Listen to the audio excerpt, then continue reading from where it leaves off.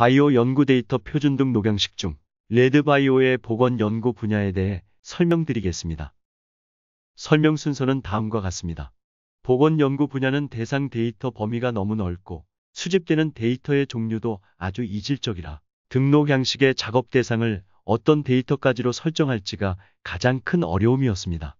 예를 들어 수집되는 데이터의 종류는 질병 예방부터 진단, 치료, 재활까지 건강의 전주기에 관련된 데이터, 병원에서 일반적으로 수집된 데이터, 영상 데이터나 유전체 데이터 같이 용량이 큰 데이터, 표준화되지 않은 데이터, 설문 데이터, 센서를 통해 자동으로 수집된 데이터 등이 있을 수 있습니다. 또한 데이터의 퀄리티도 매우 다양하고 대상이 되는 질병의 종류도 수백 수천 가지가 될 수 있습니다. 그래서 여러 차례 논의한 결과 보건 연구 분야라면 질병의 주대상 또는 연구 세팅과 무관하게 거의 공통적으로 수집하는 핵심 데이터를 등록 양식의 대상 범위로 하자고 결론 내렸습니다. 그래서 주로 코호트 연구를 벤치마킹하였습니다. 보건 연구 분야의 데이터 구조는 프로젝트 정보, 샘플 정보, 실험 정보, 실데이터로 나누어 설명드리겠습니다. 프로젝트 정보는 어떤 방식으로 수행된 연구 과제인지에 대한 정보이고, 샘플 정보는 사람을 대상으로 하는 보건 연구의 특성상 어떠한 사람들이 이 연구에 참여했는지에 대한 정보입니다. 실험 정보는 데이터를 어떤 방식으로 측정하였는지에 대한 정보이고, 실데이터는 수집한 데이터를 과거력, 생활습관 등의 범주로 구분한 정보입니다. 이제부터 데이터 양식에 대해 자세히 설명드리겠습니다. 첫 번째로 보건연구 과제 정보입니다. 이 양식은 국제 데이터 수집 플랫폼인 컨소시엄 2개와 국내의 코제스, 건강보험공단의 검진 코호트를 참고하여 작성하였습니다. 본 양식에 해당하는 모듈은 프로젝트 정보와 샘플 정보, 실험 정보입니다. 참고 자료에 대해 조금 더 자세히 말씀드리면 NCD 리스크는 전 세계 200개 이상의 나라가 참여하고 있고 수천 개의 코호트로부터 데이터가 수집되고 있습니다. 이 컨소시엄은 보건 분야에서 가장 연구가 많이 되고 있는 만성 질환 위험 요인에 대한 정보를 모으고 있기 때문에 좋은 벤치마킹 대상이 되었습니다. 스텝스는 WHO의 주관으로 서베일런스 데이터를 수집하는 플랫폼입니다. 코제스는 보건복지부 질병관리청에서 수행하고 있는 대규모 전국 단위 유전체 및 역학 데이터 수집 프로젝트로 이미 20만 명 이상의 데이터를 수집하였습니다. 검진 코호트는 우리나라 모든 국민을 대상으로 하는 건강보험 및 국가건강검진 데이터로 수집한 데이터입니다. 보건연구과제 정보를 세 가지 파트로 나누어 말씀드리면 프로젝트 정보는 연구가 시작된 시점과 종료 시점, 이 두 가지 항목으로 구성됩니다.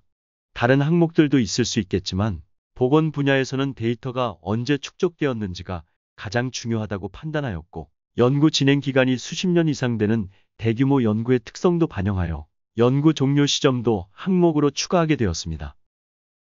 파트 2는 샘플 정보인데 연구 과제의 대상이 된 사람들에 대한 정보입니다. 응답률과 성별, 연령의 분포, 대상자 샘플링 방법, 연구 범위와 연구 지역 등의 항목으로 구성됩니다. 연구 범위는 전국 단위인지, 지역 단위인지를 작성해 주시면 되고 연구 지역은 도시 지역인지, 농촌 지역인지를 작성해 주시면 됩니다. 파트 3은 실험 정보인데 보건 연구 분야에서는 일반적으로 측정 정보라고 부릅니다. 거의 모든 연구에서 공통적으로 측정하고 있는 혈압, 혈당, 콜레스테롤, 키, 몸무게 등을 어떤 방법으로 측정했는지를 작성해 주시면 됩니다. 측정 방법에 따라 데이터의 타당도와 신뢰도, 참고치가 달라질 수 있기 때문에 측정 방법에 대한 정보들을 수집하기로 하였습니다. 지금부터는 실제 수집되는 데이터에 대해 말씀드리겠습니다. 보건 데이터 정보는 앞에서도 말씀드렸던 NCD 리스크와 WHO 스텝스, 국가건강보험 검진 코호트 자료를 참고하여 작성하였습니다. 본 양식에 해당하는 모듈은 샘플 정보와 실데이터로 총 5개의 파트로 구성됩니다. 파트 1인 일반 정보는 연구에 참여하는 대상에 대한 정보로 흔히 사회 인구학적 정보라고 부릅니다. 연령과 성별은 필수 항목이고 출생연월일, 거주지, 교육 및 경제 수준, 가족, 직업 등은 옵션 항목입니다. 파트 2 과거력은 과거에 질병 진단을 받은 적이 있는지에 대한 정보로 고혈압, 당뇨병, 고지혈증, 뇌졸중, 심장병 같은 주요 만성 질환과 임신 등을 대상으로 합니다. 파트 3은 가족력으로 뇌졸중, 심장병, 고혈압, 당뇨병, 암 등의 질병을 대상으로 합니다. 파트 4는 생활습관으로 건강에 많은 영향을 주는 생활습관, 그 중에서도 흡연, 음주, 신체 활동에 대한 정보를 옵션으로 수집하기로 하였습니다. 파트 5 임상정보는 거의 모든 건강 관련 정보에서 필수로 수집하고 있는 키, 몸무게, 혈압, 혈당, 콜레스테롤, 간 기능 수치와 신장 기능을 평가하는 크레아티닌 등의 항목으로 구성됩니다. 마지막으로 추가로 논의한 사항에 대해 말씀드리겠습니다. 보건 연구 분야에서 많이 사용되고 있는 영상 데이터는 다른 작업반에서 등록 양식을 만들고 있는 것을 확인하였고, 우리 작업반은 영상 데이터를 수집할 수 있는 타입과 포맷에 대한 리스트화를 해놓은 상태입니다.